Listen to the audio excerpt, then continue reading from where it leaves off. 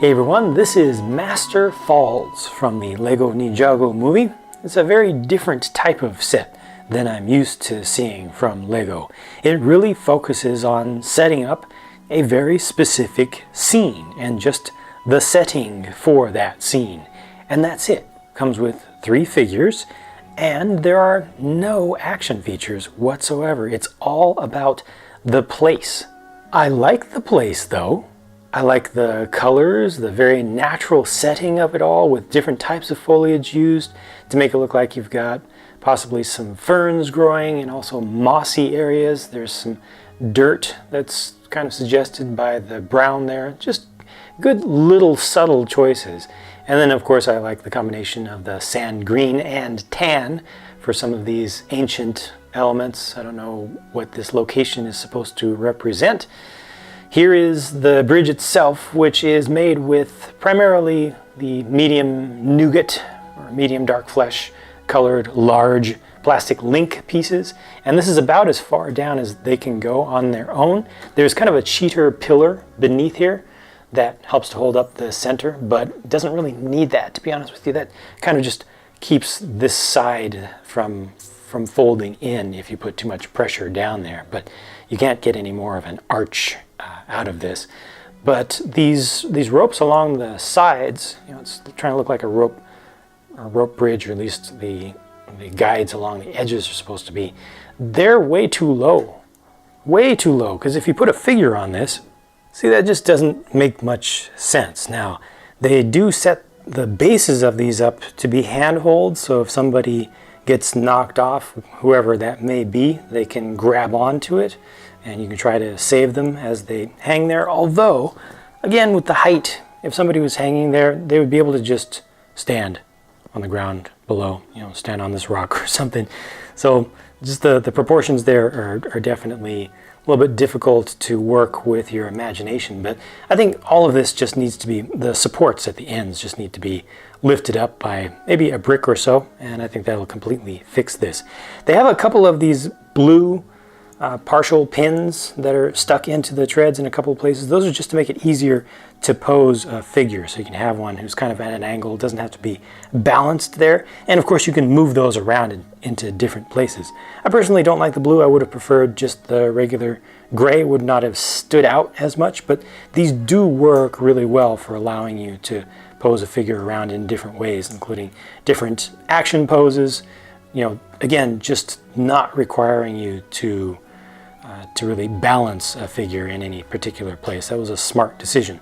And then you get over to this side. I'm really curious to find out what this is supposed to be the entrance to. We've seen from the map in one of the other sets that this is about halfway along the journey to the Temple of the Ultimate Weapon. And yeah, this looks nice. I like the use of the 3 micro figures up there, completely unprinted. And off to the side is a cage. I'm not sure if that's supposed to represent a trap or just a place where, you know, somebody gets defeated by something, either by a person or something else coming from within, whatever that is, and then just gets put there kind of as a punishment. But this looks really nice because of the colors. You know, this is not particularly a new build. They've done this a number of times up to now, but it looks really good. It works perfectly fine. It's easy to get in and out of. For us, you know, it shouldn't be easy for the minifigures, although there are large gaps, but you know, use your imagination a little bit. And I like the colors and I like the foliage going around. I'm not sure if this kind of twig here is supposed to be attached to the top of that, but whatever it is, it's a nice organic element there. And then around the other side, they did have a little bit of extra room left over, so they created a small cave down here. That's interesting, and there's a little vine that allows you to get access to it if you want to rappel down there. But this has a skeleton in it, and the skeleton has that same map piece again. So you are right down here at the lower left corner where the bridge is, just along the way. I'm not sure what this actually represents, if this is showing kind of a repeat of time, because it does show the Destiny's Bounty there. I'm not sure if that was intentional or if that's just supposed to represent another expedition that occurred in the past, but this person was defeated with knowledge of the location of the temple of the ultimate weapon. The three figures are Jungle Garmadon with his curly chest hairs and camo, I don't know if that's supposed to be a scarf or like a small poncho-like thing off one shoulder. And then Sensei Wu, or Master Wu as we're now calling him again. And on the right is Kai with no hood, so just his regular hair. I think all of the sets from this wave include either hair or hood, but not both. So there are weapons, 6 of the katanas. You actually get an extra in the set as well. There's your back printing and the alternate face for Kai, and finally the fully revealed faces, main faces for all of these. So I do feel like the low height of the rope stays is a mistake, but that's very easy to rectify if you have just a few extra pieces. The little blue Technic pin pieces definitely should have been gray instead. Just no question about it. If you ask me, there's no reason to do those in blue there. But other than those two things, I think that everything here is just really beautiful. It's just very surprising to me that they did not include any sort of moving feature. They didn't have kind of a reveal for the cave back there. They don't have any way to make the bridge go out easily. I mean, you can just pull the pieces apart and let it fall, leave this little cheater stay pylon out of the build. Very, very simple, very easy to customize this whole scene. And I think that for play, you will want to do some customizing of it.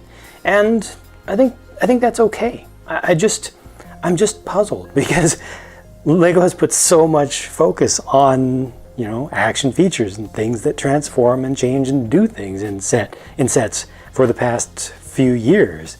And to get a set like this that's of this modest cost and modest size, that's clearly designed for the younger kids who are kind of the main market focus of LEGO, for it to be this static and almost display focused. Certainly it's a great place to play. If you're into playing with the minifigures, it gives you a nice scene, and you can climb up and down over here, you can travel along the underside here, place the pins wherever you want if you have any spares, which most likely you will have some spares of those from other sets. You can place those around there and make it much easier to put your figures in different places. You can climb up here. You can imagine that the cave system back here is larger. So this definitely has a good foundation for play. It just kind of requires you to bring more of yourself to the table to play, much like the older classic sets. Now that's not a bad thing, but I do feel like they could have added some more features to this set without taking anything away from its displayability, from the really beautiful appearance of it all, nor the ability to play with it imaginatively, only adding to the possibilities and not diminishing any of the good stuff. And that wraps up my thoughts about Master Falls. Thank you for watching, and I'm going to move on to my next video, so as always, I'll be talking to you again soon.